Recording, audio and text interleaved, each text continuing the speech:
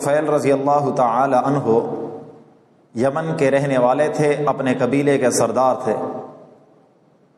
کفار مکہ سے ان کے بڑے ہی اچھے تعلقات تھے، تو وہ ایک مرتبہ کفار مکہ کو سرداران قریش کو ملنے مکہ تشریف لائے، تو انہوں نے بڑا اکرام کیا، کیونکہ یہ اپنے قبیلے بھی معزز سمجھے جاتے، ان کے ہاں بھی معزز تھے، تو انہوں نے بڑا اکرام کیا۔ جب وہ رات وہاں ٹھہرے تو کفار نے سوچا کہ حضور صلی اللہ علیہ وسلم نے اسی وقت نبوت کا اعلان فرمایا ہوا تھا۔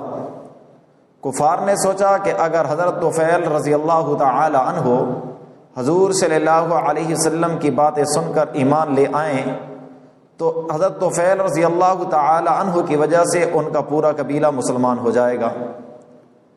تو انہوں نے کیا کیا، حضور صلی اللہ علیہ وسلم کی عداوت اور دشمنی میں انہوں نے حضرت طفیل رضی اللہ تعالی عنہ کو رات کے وقت سمجھانا شروع کیا کہ یہاں ایک آدمی ہے، وہ اپنے آپ کو اللہ کا رسول کہتا ہے، نعوذ باللہ وہ جادوگر ہے، وہ ساحر ہے۔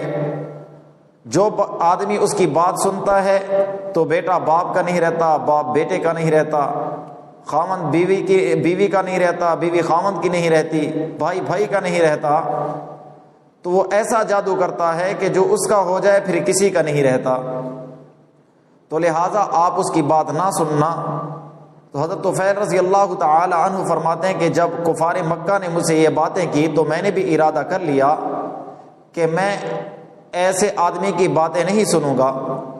چنانچہ حضرت طفیل رضی اللہ تعالی عنہ جب مسجد حرام میں تشریف لاتے، بیت اللہ میں تشریف لاتے، تو کانوں میں روئی ٹھونستے اچھی طرح کہ آواز بالکل نہ آئے۔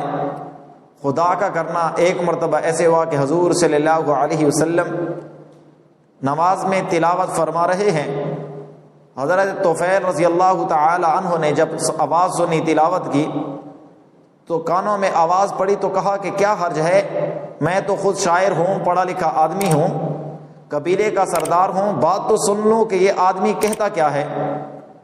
تو حضرت طفیل رضی اللہ تعالی عنہ نے حضور صلی اللہ علیہ وسلم کی تلاوت سنی۔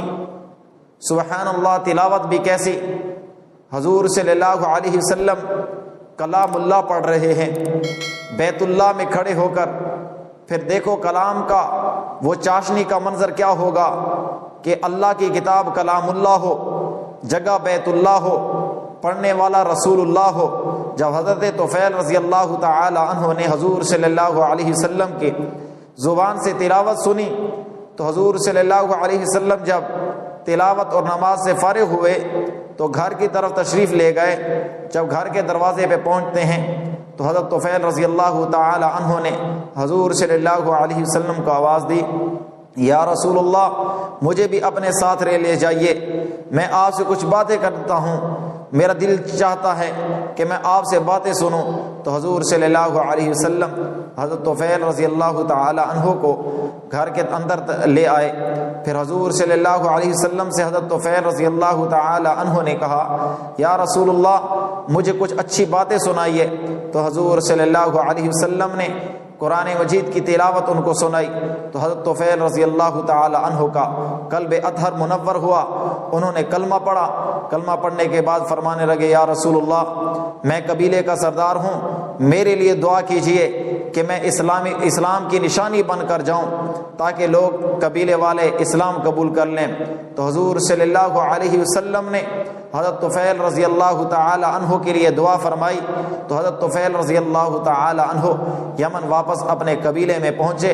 جب قبیلے میں پہنچے اپنے والد عمر دوسی سے ملے تو طفیل رضی اللہ تعالی عنہ نے اپنے والد عمر دوسی سے کہا کہ اے ابا جان، میں تو مکہ مکرمہ گیا تھا، وہاں اللہ کے پاک پیغمبر پر ایمان لے آیا ہوں، تو اگر آپ ایمان لے کر آتے ہیں تو آپ میرے ساتھ ہیں، اگر جس کا اللہ کے رسول کے ساتھ تعلق نہیں تو میرا بھی اس کے ساتھ تعلق نہیں۔ جب باپ نے اپنے بیٹے کی استقامت دیکھی تو حضرت عمر دوسی رضی اللہ تعالی عنہ نے بھی کہا کہ اے بیٹا مجھے بھی کلمہ پڑھا دیجئے۔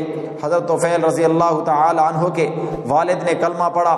پھر حضرت طفیل رضی اللہ تعالی عنہ بیوی کے پاس گئے، بیوی سے یہی بات کی تو بیوی نے بھی اسلام کا کلمہ پڑھ لیا۔ تو حضرت طفیل رضی اللہ تعالی عنہ کی وجہ سے قبیلے والوں نے اسلام قبول کر لیا۔ تو حضور صلی اللہ علیہ وسلم نے ان کے لیے جو دعا فرمائی تھی کہ اللہ اس کو اسلام کی نشانی بنا دے، وہ قبول ہوئی۔ وہ پورے قبیلے کے لیے اسلام کی نشانی بن کر گئے اور پورے قبیلے والوں نے ان کے ہاتھ پر اسلام قبول کیا۔ تو اللہ کے رسول صلی اللہ علیہ وسلم کی تلاوت کے اندر اتنی چاشنی تھی کہ کانوں میں روئی ٹھونسنے کے باوجود بھی جب کلام اللہ کی آواز پہنچی تو ان لوگوں نے اسلام کو قبول کر لیا۔